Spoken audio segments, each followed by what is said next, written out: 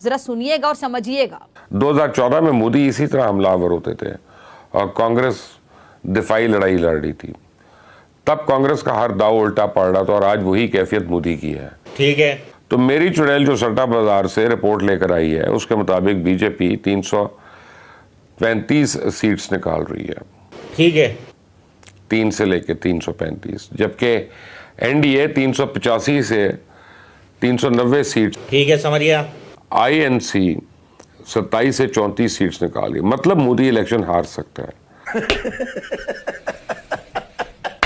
तो दोस्तों ये है पाकिस्तान के जाने माने वरिष्ठ पत्रकार, नाम तो आप सब जानते ही होंगे। अब इनके इस वीडियो के बाद इनको दबाकर ट्रोल किया जा रहा है सोशल मीडिया पे। इनका वीडियो जो है ये वायरल हो रहा है और ये पाकिस्तान के वरिष्ठ पत्रकार हैं और इनको ये तक नहीं पता कि एनडीए क्या है, भारत के चुनाव में सरकार बनाने के लिए कितनी सीटों की आवश्यकता होती है, इनको ये तक नहीं पता है। और ये भारत के ऊपर चुनाव को डिस्कस कर रहे हैं। इनके दिमाग में बस और बस एक ही बात है, किसी भी तरीके से मोदी जो है वो बस हार जाना चाहिए। यार कम से कम मेरे देखने वाले व्यूअर्स दोस्तों, आपको अच्छा खासा नॉलेज होगा पाकिस्तान के चुनावों के बारे में और पाकिस्तान की चुनावी पार्टियों के बारे में, लेकिन ये पाकिस्तान के वरिष्ठ पत्रकार हैं। हो सकता है उनको उतनी ही सीटें मिलें जितने 2019 में मिली थी या उससे भी कम मिले, 303 से भी कम सीटें मिले। अगर ऐसा होगा तो इसका मतलब है कि उनकी गिरफ्त जो है वो पॉलिटिक्स पे से उखड़ जाएगी और बीजेपी के लिए बहुत बड़ा रिवर्सल और सेटबैक होगा। अच्छा, आपने लव जिहाद सुना होगा? जी बिल्कुल। आपने भूमि जिहाद सुना होगा, यानी जमीन पे कब्जा हमें थूक जिहाद भी सुना है। अच्छा, हमें थूक जिहाद भी सुना है। अच्छा।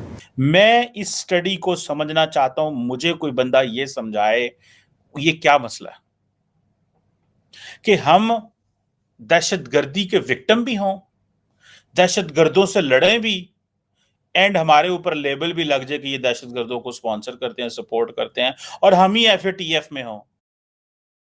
तो दोस्तों नमस्कार, जय हिंद, बहुत बहुत स्वागत है आप सभी का। और दोस्तों चुनाव का माहौल है और अब चुनाव जो है वो परिणाम जो चुनाव के हैं वो नज़दीक आ रहे हैं। 2 हफ्ता लगभग और 17-18 दिन रह गए हैं। माहौल जो है वो फील हो रहा है और भले ही लग रहा है कि हाँ मोदी जी तो आ ही जाएंगे, लेकिन कहीं ना कहीं जो है थोड़ा सा अंदर से धक धक वाला फीलिंग जो है ना वो रहता है। आप भी समझते हैं, आपको भी हो रहा होगा। तो पाकिस्तान के अंदर भी दोस्तों हालत पाकिस्तानियों की भी ख़राब है और पाकिस्तान के अंदर भी दबाकर चर्चे हो रहे हैं। और जब भी इलेक्शन में कोई बात की जाती है पाकिस्तान के बारे में मोदी जी की तरफ से, अमित शाह जी की तरफ से, या किसी बीजेपी के बड़े लीडर की तरफ से, तो पाकिस्तानियों की जो धक-धकाहट है ना, धक-धक, वो बढ़ जाती है। तो आइए बढ़ते हैं वीडियो में आगे और कमेंट जरूर से कीजिए। आज तो आपको काफ़ी ऐसे टॉपिक हैं जिस पे आप कमेंट कर सकते हैं, तो कमेंट कीजिए और चैनल को सब्सक्राइब जरूर से कर ले और वीडियो को लाइक भी जरूर से कर दे दोस्तों। अब थोड़ा सा हम ये देख लें स्टेज के ऊपर कि नरेंद्र मोदी ने बिहार के अंदर जो स्टेटमेंट्स दी हैं वो तो एक बड़े पॉलिटिकल जोक्स की या सैटायर या पन या जुगतबाजी के खाते में जाती हैं। फॉर इंस्टेंस 2 दिन पहले बिहार के अंदर जो वो कैंपेन कर रहे थे वहाँ पे 3 कॉन्स्टिट्यूंसीज में नरेंद्र मोदी बोले, एक हाजीपुर में, एक मुजफ्फरपुर में, एक और सारण में। और तीनों जगह पाकिस्तान के हवाले से जो उनके कमेंट्स थे वो दर हकीकत कांग्रेस और इंडिया अलायंस के ऊपर हमने हमला किया। और उन्होंने कहा कि ये कांग्रेस और इंडिया अलायंस के जो लीडर हैं, फारूक अब्दुल्ला की तरफ उन्होंने इशारा किया, ये हमें पाकिस्तान के एटम बम से डराते हैं, हम पाकिस्तान के एटम बम से डरने वाले नहीं हैं। उन्होंने कहा, फारूक अब्दुल्ला ने कहीं कहा था कि पाकिस्तान जो है वो एटम बम उसके पास है और पाकिस्तान ने कोई चूड़ियाँ नहीं पहन रखी। ये कमेंट था। अब नरेंद्र मोदी ने वहाँ पर लोगों को हंसाया बड़ा, ये कह के कि मेरे तो ख्याल था कि पाकिस्तान के पास अनाज नहीं है, गंदम नहीं है, अब मुझे पता चला कि उनके पास चूड़ियाँ भी नहीं हैं, तो अब जब हम इलेक्शन जीत के आएंगे तो हम पाकिस्तान को चूड़ियाँ भी पहना देंगे। फिर उन्होंने कहा कि ये जो मैं एक अपने बारे में उन्होंने बात ये की कि मेरा कोई वारिस नहीं है, मेरे वारिस आप लोग हैं, गरीब लोग मेरे वारिस हैं, और ये कांग्रेस वाले और इंडिया अलायंस वाले जितने भी लोग हैं इनकी पॉलिटिक्स ऑफ इनहेरिटेंस है, ये मुरूसी सियासत करते हैं। ये तो बात उनकी खैर बड़ी पॉजिटिव थी।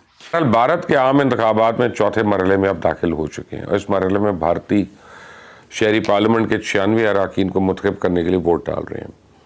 इन इलेक्शन में 2 बड़े हैवी वेट्स लड़ रहे हैं। एक वज़ीर आज़म नरेंद्र मोदी की हुक्मरान जमात बीजेपी और इंडियन नेशनल डेवलपमेंटल अलायंस है, और 26 जमातों का ये इत्तेहाद है जिसकी क़यादत मरकज़ी अपोजिशन पार्टी राहुल गांधी की इंडियन नेशनल कांग्रेस कर रही है। तो इन इलेक्शंस के रिजल्ट को लेकर सट्टेबाजों की राय कुछ और है, जबकि भारतीय सियासी तज्ज़ियाकार कुछ और कह रहे हैं। दोनों की राय आपके सामने रख देता हूँ, फैसला आप खुद कर लीजिएगा। भारतीय तज्जियाकारों का कहना है कि इलेक्शन मोदी के हाथ से फिसल चुका है और अब इनकी बौखलाहट साफ होकर झलक रही है कि जैसे जैसे इलेक्शन मोदी के हाथों से निकल रहा है, वैसे वैसे उत्तर प्रदेश के वज़ीर आला योगी आदित्यनाथ और मरकज़ी वज़ीर दाखिला अमित शाह जैसे बीजेपी के रहनुमा फ़िरका वराना आग को और हवा देने लगे हैं। तो तज्जियाकारों का कहना है कि कांग्रेस और इसके लीडर राहुल गांधी की इंतखाबी मुहिम में जो शिद्दत आई है, इसने मोदी सरकार के होश उड़ा दिए हैं। आज के दिन में पाकिस्तान के फॉरेन ऑफिस ने एक बड़ी सख्त अपने हिसाब से स्टेटमेंट इशू की है हिंदुस्तान के हवाले से, और दुनिया को ये बाबर करवाया है कि हिंदुस्तान के सियासतदान बीजेपी वगैरह जो हैं कि जो सियासतदान है वो पाकिस्तान को, हिंदुस्तान की इलेक्शन के अंदर पाकिस्तान को घसीट रहे हैं, जिसकी बड़ी स्ट्रेटिजिक इम्प्लिकेशंस हैं। और ये बाकायदा एक रिटन स्टेटमेंट जो है इशू की गई। मुझे बड़ी परेशानी है कि ये रिटन स्टेटमेंट क्यों इशू की गई है, बिकॉज पाकिस्तान के अखबारात में ये लिखा हुआ है कि ये स्टेटमेंट इशू हुई है। नरेंद्र मोदी ने बिहार के अंदर 2 दिन पहले जो स्टेटमेंट्स पाकिस्तान के हवाले से दिए हैं, ये उसके रिएक्शन और रद्द अमल में पाकिस्तान के फॉरेन ऑफिस की स्टेटमेंट हमारे सामने आई। मैं बड़ा कंफ्यूज हूँ कि ये नरेंद्र मोदी के जवाब में उन्होंने किया है या अमित शाह ने जो स्टेटमेंट दी थी पिछले जुमे को और फिर सैटरडे को आज़ाद कश्मीर के हवाले से कि हम कब्ज़ा कर लेंगे और आज़ाद कश्मीर का एक एक इंच और एक एक चप्पा जो है वो हमें बिलोंग करता है, हमने उसके हवाले से 26 सीटें रखी हुई हैं हिंदुस्तान की पार्लियामेंट के अंदर, तो उसके हवाले से ये रद्द अमल कर रहे हैं या बीजेपी की या नरेंद्र मोदी की स्टेटमेंट्स के हवाले से रद्द अमल कर रहे हैं।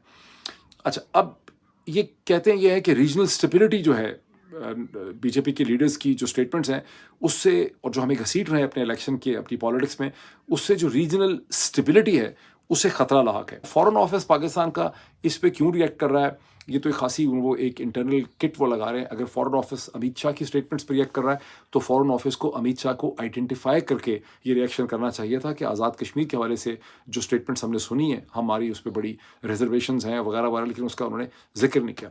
इस बार मोदी जी ने रियासत गुजरात में वोट जहाद मुतारिफ कराया। अच्छा, इसका पस मंज़र ये है कि यूपी में समाजवादी पार्टी जो अब कहीं नज़र नहीं आ रही, उसकी एक उम्मीदवार है मारिया आलम। उन्होंने अपने एक जलसे में कहा कि मोदी को निकालने का एक ही तरीका है कि मुसलमान इलेक्शन को जहाद समझ के ज़्यादा से ज़्यादा वोट डालें।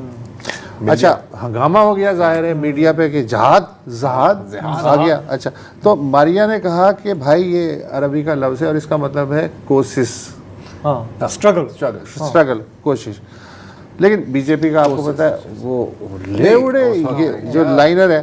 तो दोस्तों ये था आज का वीडियो, और बात जब चुनाव का हो ही रहे हैं तो मैं आपसे भी पूछ लेता हूं, अगर आप वीडियो को अंत तक देख रहे हैं तो आपको क्या लगता है कि कितना सीट जो है अभी तक जो भी माहौल आपको देखने को मिल रहा है, काफ़ी सारे वीडियोस आपने देखे होंगे, कई सारे ग्राउंड रिपोर्ट्स आपने देखे होंगे। अब 1 जून के बाद तो एग्ज़िट पोल भी आ जाएगा, तो देखते हैं क्या होता है। लेकिन आपको क्या फील हो रहा है, आपका दिल क्या कहता है, दिमाग क्या कहता है, ज़रा कमेंट करके जो उससे बताइए। तो मिलते हैं आपसे अगले वीडियो में, ठीक है। आज के इस वीडियो में इतना ही, अपना ख्याल रखें, जय हिंद।